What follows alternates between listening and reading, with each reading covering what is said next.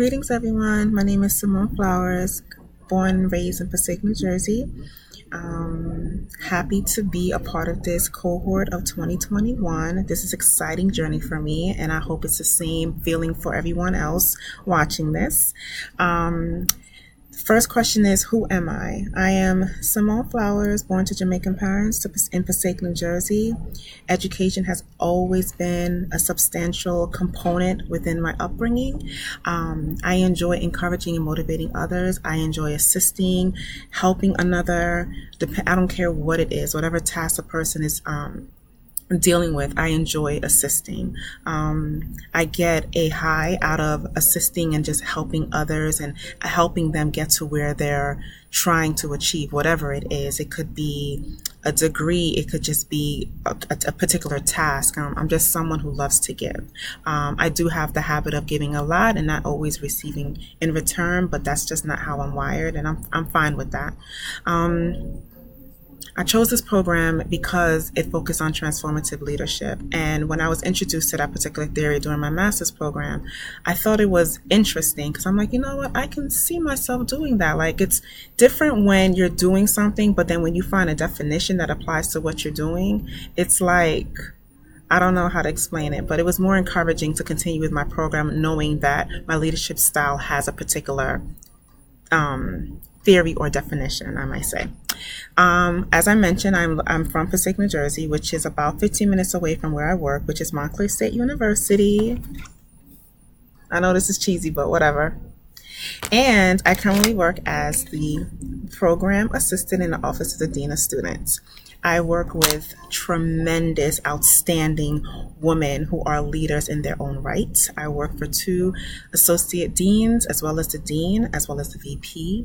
I assist the director of student conduct. I am around great individuals who are supportive towards this journey of mine, who have been influential towards my growth, and just very grateful that I'm in a position where people do understand what this means, this terminal degree means. It's not just about receiving those letters. It's not just receiving that degree. It's receiving the opportunity of how to educate and how to lead and how to be effective productively for our students, colleagues, and anyone else who get the opportunity to engage within a higher ed professional.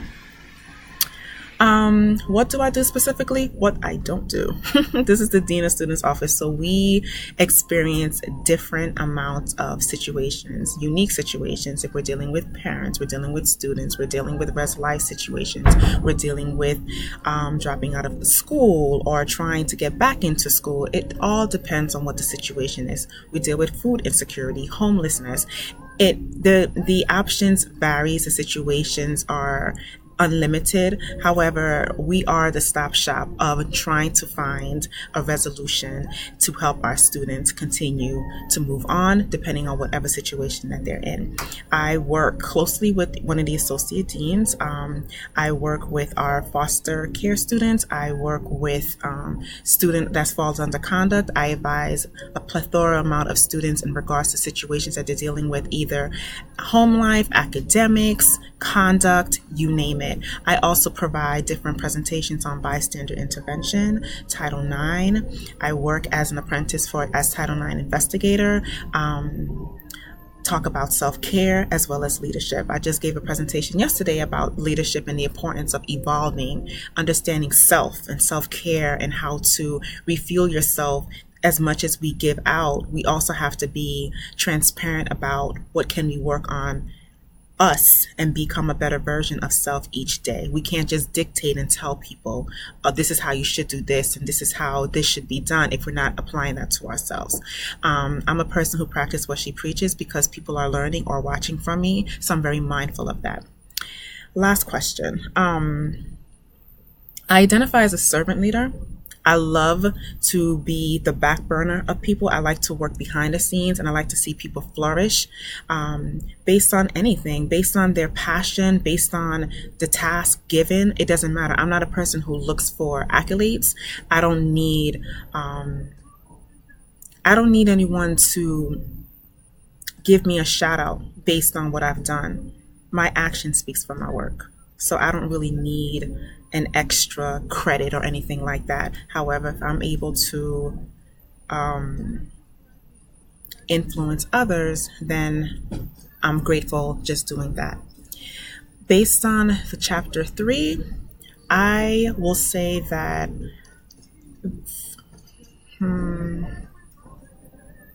inspirational theory of leadership relates to me. I am a visionary. I like to see the bigger picture, and I like to get to the bigger picture productively.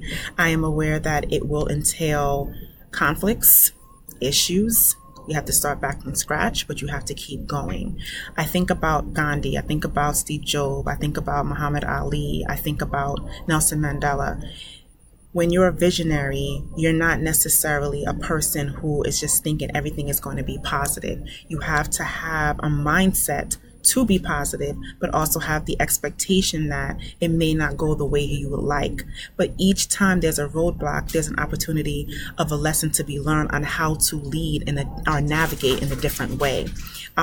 We have to learn how to be flexible in our approach, because if you lead just one way, it's not always going to be productive. And other people that are being led by you, you also have to understand the different approaches because of their learning styles. So I would identify the most within that chapter is the inspirational theory of leadership. I like to inspire, I like to encourage. This is something I do naturally. It's not something that I try to be. It's something that I am.